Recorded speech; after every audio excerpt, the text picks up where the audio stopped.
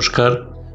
আজকে আবার একটা নতুন ভিডিওতে আপনাদের সবাইকে স্বাগত। চলুন শুরু করি আজকের গল্প।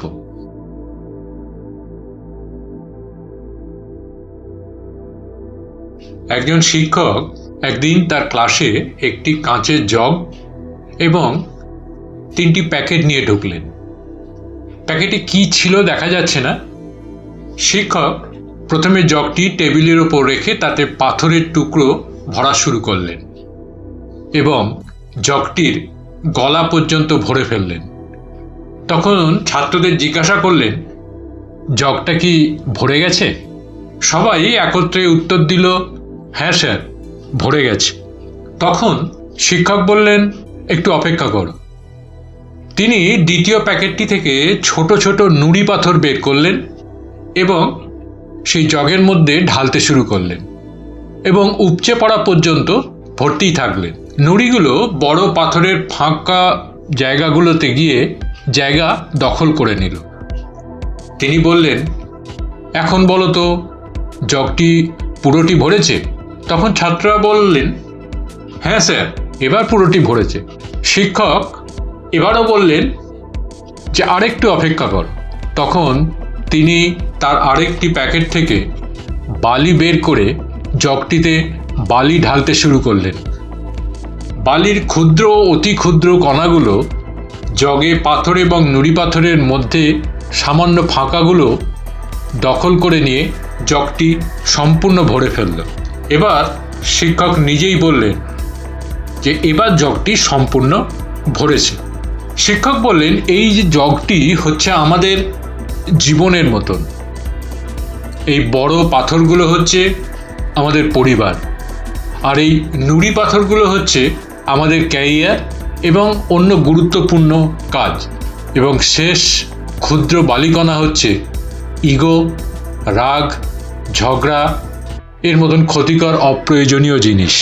যদি তোমরা সর্বপ্রথম বালি দিয়ে তোমাদের জগটি ভরে ফেলো, তবে প্রয়োজনীয় পাথর এবং নুড়ি পাথরের জন্য যেমন জায়গা অবশিষ্ট থাকবে না, তেমনি জীবনে রাগ, ইগো, নেগেটিভিটি দিয়ে ভরে ফেললে পরিবার, কর্মজীবন এবং সুখ শান্তিরও কোনো জায়গা থাকে না।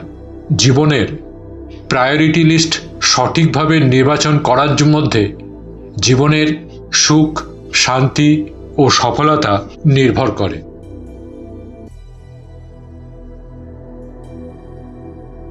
একজন জ্ঞানী ব্যক্তি তার আস্তানায় ধনমগ্ন থাকতেন এবং বিকেলের দিকে তিনি বিভিন্ন মানুষের সমস্যার কথা শুনে তাদের বিভিন্ন উপদেশ দিতেন এবং সমস্যা সমাধানের উপায় বলে দিতেন।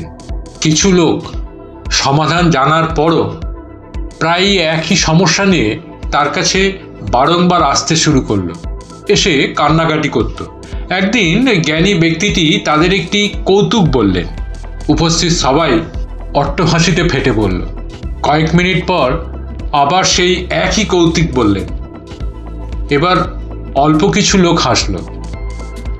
যখন তিনি একটু পর তৃতীয়বারও সেই একই কৌতুক বললেন, কেউই হাসল না। তখন তিনি বললেন, তোমরা এই একই কৌতুকে বারবার হাসতে পারো না, তবে একই সমস্যায় বারবার কেন কাঁদো? দুশ্চিন্তা, হাহুতাশ করা শুধুমাত্র শক্তি এবং সময়ের অপচয়। এটি কখনো সমস্যার সমাধান করতে পারে না। গল্প দুটি যদি ভালো লাগে, ভিডিওটা যদি ভালো লাগে, তবে আদি সাই মোটিভেশন চ্যানেলটিকে সাবস্ক্রাইব করে পাশে থাকা বেল আইকনটিকে প্রেস করে দেবেন, যাতে পরবর্তী ভিডিও দিলে সাথে সাথে তার নোটিফিকেশানটি আপনাদের কাছে পৌঁছে যায়। লাইক করবেন, কমেন্টস করবেন, পাশে থাকবেন। ধন্যবাদ। নমস্কার।